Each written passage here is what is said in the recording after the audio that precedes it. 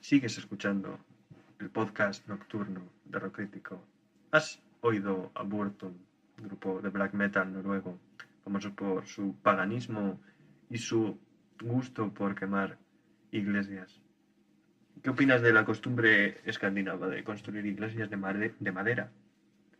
Bueno, opino que es una tónica inteligente dada, dada la tradición histórica en Escandinavia de hacer el uso de la madera y de la característica madera que tienen por allí, que de hecho fue lo que llevó, por ejemplo, a los vikingos a hacer construcciones navales muy peculiares, como eran los drakkar, que les llevaron a conquistar, bueno, no sé si sabes que haciendo uso de los drakkar los vikingos llegaron hasta Constantinopla, cruzando toda Europa por en medio. Eso es Verídico. histórico, verídico. Cogían los drakkar y como era una embarcación que tiene muy poca, una línea de flotación muy baja, podían navegar los ríos hacia el interior de Europa y cuando se acababa el río o no podían seguir navegándolo, los drakkar se bajaban y como eran embarcaciones muy ligeras, entre toda la tripulación la llevaban hombres hasta el siguiente río y así llegaron hasta Constantinopla y asediaron la ciudad y los constantinopolitanos,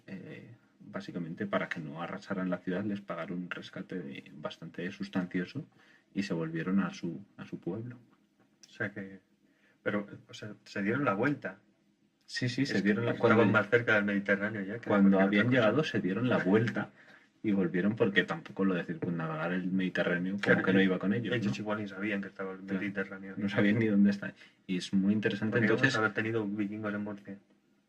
De hecho, los vikingos llegaron a Toledo.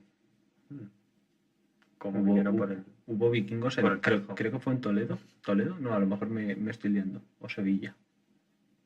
No recuerdo exactamente, pero hubo vikingos en España, en el interior. También en una época como muy breve, ¿no? Fue un paso muy breve por aquí, pero también de asediar y... Breve como Pipino. Como Pipino el Breve. Gran hombre. Carlos Martel, Pipino el Breve, esa gente. Que no eran vikingos, pero eran francos. Eran francos. Que tampoco es malo. Puede ser vikingo, puede ser franco. Puede ser incluso ostrogodo. Como quién era ostrogodo. Alarico era ostrogodo. Alarico. Teodorico el Grande. Había un gran tipo. Sí. Los ostrogodos tomaron el control sobre Italia tras la caída del Imperio Romano y pronto les echaron.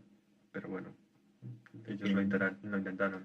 Hay bastante confusión con el término ostrogodo. De hecho, estuve leyendo a un historiador alemán el año pasado que no recuerdo su nombre. Goebbels. No era Goebbels. No era Goebbels. Pero bueno.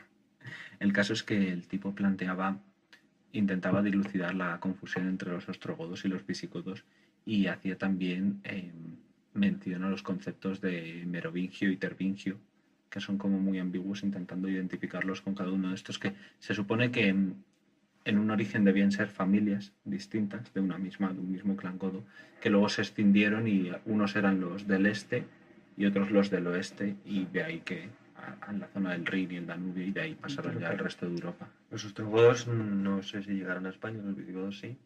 Vinieron persiguiendo a los suevos, vándalos y alanos, instigados sobre todo por el Imperio Romano también. Efectivamente, sí, fue lo que ocurrió.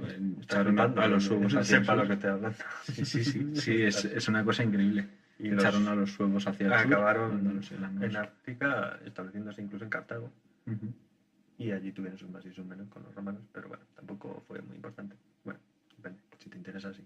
Si no, pues sí, claro. Como todo en esta vida. Hemos hablado un poco de los visigodos.